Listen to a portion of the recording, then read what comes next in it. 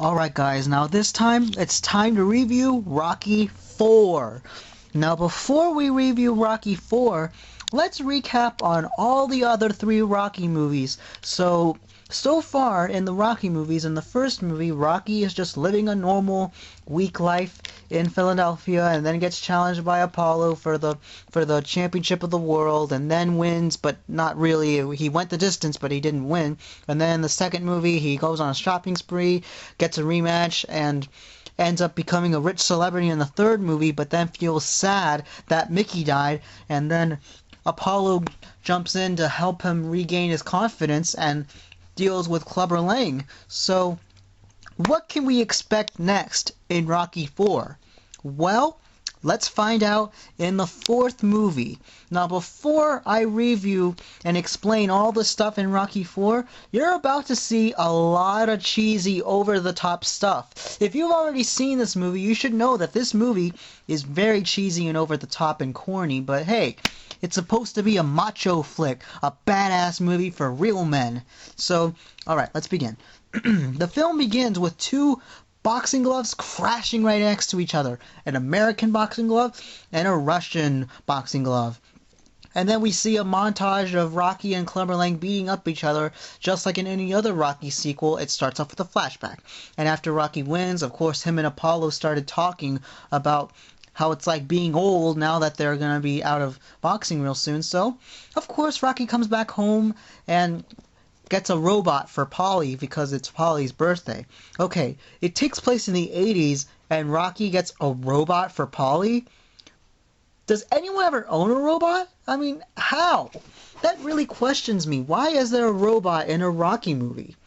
There's a lot of stuff that you'll see, so anyway, let's move on back to the movie. So, of course, there's this one big, evil, scary Russian named Ivan Drago who comes to the United States to fight a boxer that is here in America. So, of course, Apollo Creed's still living his normal life with Rocky, but then he somehow gets mad and wants to challenge Ivan Drago for a fight, and Rocky didn't seem to be so, happy about it, and neither did Adrian. So, of course, they did manage to fight, but before that, let's explain about Ivan Drago.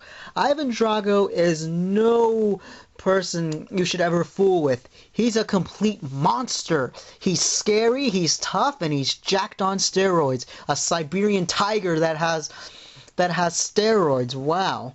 He can punch you so hard you die immediately. And that's exactly what he did to Apollo. He murdered him.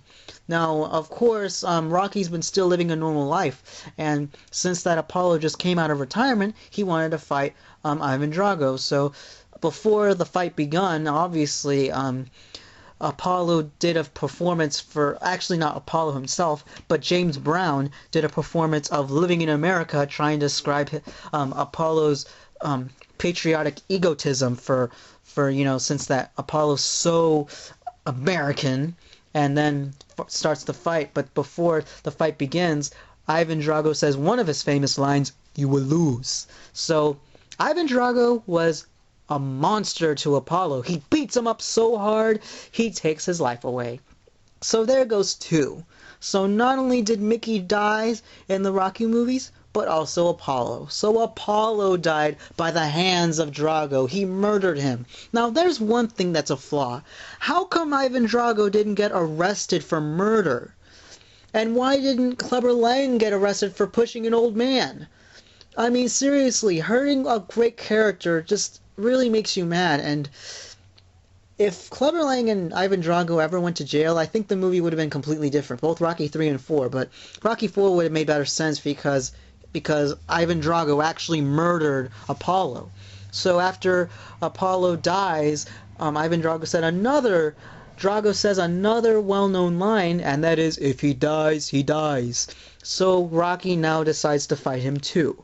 Now Adrian was really scared that's Rocky's gonna fight him, because now that Rocky's gonna fight Ivan Drago, a lot of people think that Rocky's gonna end up like Apollo as well. So they decided to go to Russia because Ivan Drago's wife just wants to make sure that if Drago loses, the Russians will feel humiliated. But they're humiliated anyway. But at least Rocky ended the war with the Soviet Union and the U.S., which is the Cold War back in the 80s. Even though that didn't really happen, Rocky Balboa didn't really end the Cold War. It ended later in the early 90s. So Rocky went to Russia with Paulie and Duke. And speaking of Duke, I forgot to mention that Duke was Rocky's trainer ever since Rocky 3 when Apollo was with Rocky. Right after Mickey dies, Apollo and Duke were training Rocky together. And since that Apollo's dead, Duke starts training Rocky. So Rocky's decided to train in some sort of barn in Russia, and believe it or not, there were 2 montages back to back. And in between those 2 montages, Adrian shows up. Now, there was another montage in the movie right after Adrian said, "You can't win!" Then suddenly Rocky goes to his Lamborghini, and then the song "No Easy Way Out" starts playing, showing flashbacks from all 4 movies from Rocky 1 to 4 because Rocky's looking back at all the stuff that he's been through before he's been to more recently.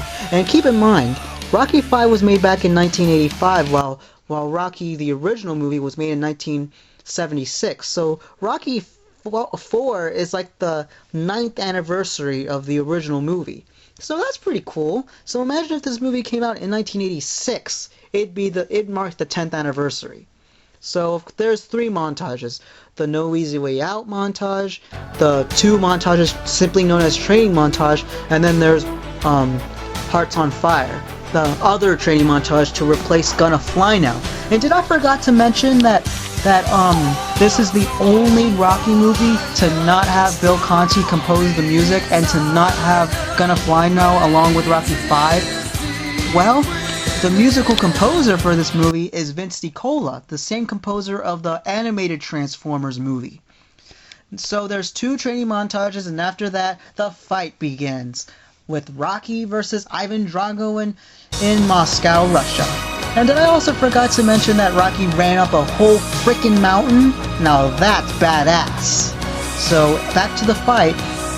Ivan Drago is cheered by his own people, and his entrance shows up with a big poster of him, and the Soviet national anthem plays, and he's treated like a god. And as for Rocky, everyone boos him. So of course, before the fight immediately begins, Ivan Drago's most well-known line in the entire Rocky series, "I must break you." The fight begins, and just like Apollo, Rocky gets one of the worst beatings of his life, but lucky for Rocky, he did not die. Rocky did not die. He managed to stay the whole 15 rounds with Ivan Drago. Since when did Apollo only last 2 rounds while Rocky managed to go on for 15 rounds? I guess because Rocky's been going through so much training, he's getting used to all the punches he's been had from Ivan Drago. So back and forth, Drago and Rocky were punching each other every now and then until the very last round. And there's the 4th montage, War. The song War plays all throughout the fight. And at the very last round, Rocky beats Drago into a knockout, and then finally he makes a speech about ending the Cold War. And that's how the movie ends.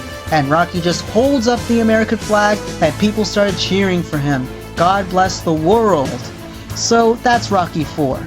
Looking back at it when I first saw it a couple years ago, it's not that bad. There are some good scenes and there's also some bad scenes. There's some mixed opinions. In my opinion, it's still macho, it's still entertaining, it still gives you a satisfying feeling, like just like all the other Rocky movies. It's still, a great film in the series. And did I forgot to mention that Rocky 4 was the most successful movie in the entire Rocky series? It grossed over $300 million. Yeah, $300 million. Maybe Creed's probably going to make more money. Who knows? So far, Rocky 4 is the most successful movie.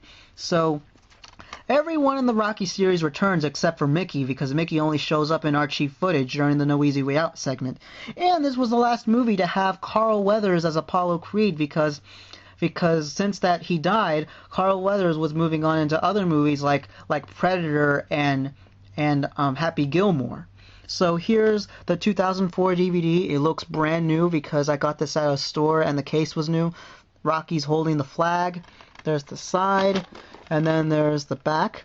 A two-fisted wallop by USA Today. There's Rocky punching Ivan Drago, and there's Drago in front of the Soviet Union flag. And then there's the 20th Century Fox logo right there, and there's MGM, and there's United Artists. So, of course, if you're wondering who plays Ivan Drago, it's Dolph Lundgren. So Dolph Lundgren, he's a good action star too. And plus, just like Sylvester Stallone in the Expendables, Dolph Lundgren's also in the Expendables. So everyone returns. Sylvester Stallone, Talia Shire, Burt Young, and Carl Weathers, and even Bridget Nielsen plays as Ivan Drago's wife. And keep in mind, Bridget Nielsen was Sylvester Stallone's real life wife, back in the early to mid 80s. Yeah, Sylvester Stallone had a few relationships, throughout his life, and Bridget Nielsen happens to be one of them. So that's all I have to say about Rocky IV. It's good, but not that good compared to the first movies. This movie has a completely different charm. The first movie was very dramatic and serious, while this movie was just ending up so goofy and silly and over the top. And what I mean by over the top, I mean like actual over the top, not Over the Top the movie, which is another Stallone movie. So, yeah, that's all I have to say about this movie. It has a cheesy charm, kind of like the Spider-Man movies, except that this one's a boxing movie rather than a superhero movie. So, that's all I have to say about this movie. It's great, but not too great, but I'm pretty sure Rocky fans will love it. I like it, so that's all I have to say. Peace out, rock on, and stay tuned for the Amazing Spider-Man 1 and Rocky 5.